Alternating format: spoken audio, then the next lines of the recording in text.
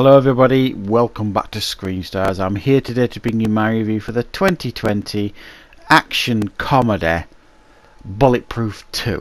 A film that is directed by Don Michael Paul and it stars Falzone Love, Kirk Fox and Tony Todd. Right, this is the direct sequel to the 90s action comedy that starred Adam Sandler and Damon Wayans, I think it was.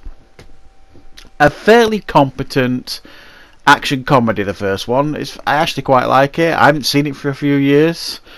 But one thing's for sure, after watching this film, my goodness, I pine for watching the first one. Right, before I tear into this film, because I'm going to tear into this film a little bit here, guys, I'm going to give you a little bit of the story. Well, I'm going to try and tell you a little bit what the film's about. Right, to try and set the scene here, this film gives us the premise, obviously because they couldn't get Adam Sandler and Damon Wayans back, clearly, and I'm not surprised.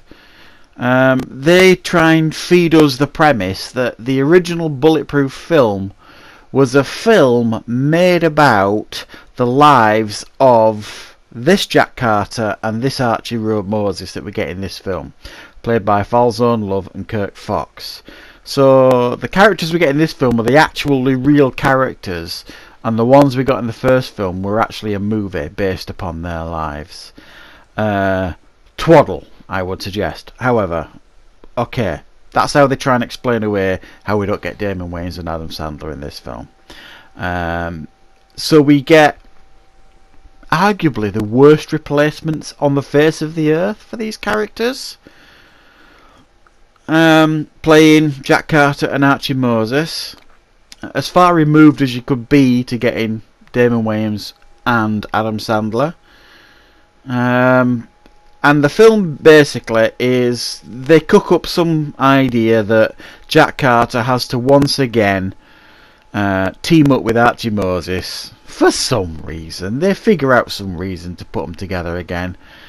To find some code, to find this, that and the other that all these criminals have got in South Africa, etc, etc, and you don't care, and I didn't care. It was a plot so thin that, you know, it was rice paper thin is the plot here for this film. We get the worst kind of action scenes that you could imagine. Fast edits, terrible shootouts, terrible one-liners, slow-mo, awful music playing over every single action scene. It was like someone had watched a Michael Bay film and looked at it and thought, wow, this man's a genius, I'm going to try and copy him. But the person copying Michael Bay isn't very talented, sorry to say, and delivers this, which is like a film student has been let loose and someone's given them a little bit of money and said, right, go make your version of Bad Boys using these random characters from a 90s film starring Damon Wayans and Adam Sandler, and that's what they've gone away and delivered. It's like a parody of a Bad Boys film almost, you know. It even feels like it copies the music at times, you know, the Bad Boys riff. I can't tell you how much I dislike this film. I generally always try and sit through every film that I have especially paid to see. I'll always force myself through to watch it, especially if it's a film I'm going to be reviewing. I'll make my way through the film, and there have been some films that I've really struggled with over the years, especially since I've been reviewing on this channel, and this is right at the top of the list. It's very close to the top of the list. I can't tell you how many times I almost turned the film off, and in my head I thought, no, I'm reviewing the film, I need to watch it all. I just kept repeating it to myself. This is the worst action comedy I have ever seen. and I don't make that statement lightly, and I've seen a few bad action comedies over the years. This is by far the worst. The action is appalling. You've got shootouts in strip clubs, and yes, it is as bad as it sounds.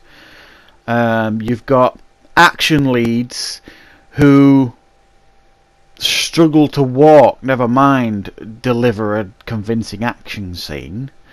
And this is not me having a pop at Falzone Love's physique. You know, if that's what they want to do, go with it. Make it work. They just don't make it work. Don't have a problem with big guys being in lead roles, but make them look good. They don't. They make him look like a fumbling imbecile, and probably the worst cop on the face of the earth. Even his dialogue they give him to say is moronic, and they clearly didn't give him enough takes, because sometimes you can't understand it. He's rushed. It feels like he's been rushed to do these takes. And he's an established actor. I've seen him in other things. I think he was in Elf. So he's clearly an established actor, but they make him look terrible in this film. And Kirk Fox, who plays Archie Moses, well, I didn't laugh once at him, at any of the jokes, at any of the situations they were put in. It was just cliche after cliche after cliche, and it was just really brain-dullingly bad, this film. So yeah, I'm sorry, but this is arguably the worst film I've seen in quite some time. I'm unfortunately going to have to give it a 2 out of 10. It's clearly a film to avoid here, ladies and gentlemen, and anybody else who's watching this review. Don't watch this, even if you've got a morbid curiosity to see what Bulletproof 2 looks like compared to the first one. I would say go and watch the first one. I've reordered it on Blu-ray. I haven't watched it for years. I thought, well, I need to cleanse my palate and watch that film again, just to get this film out of my brain a little bit. It's that bad, unfortunately, guys. It's one of those films that, believe the reviews, they are completely accurate, and definitely a shockingly bad film. Yeah, 2 out of 10 for me.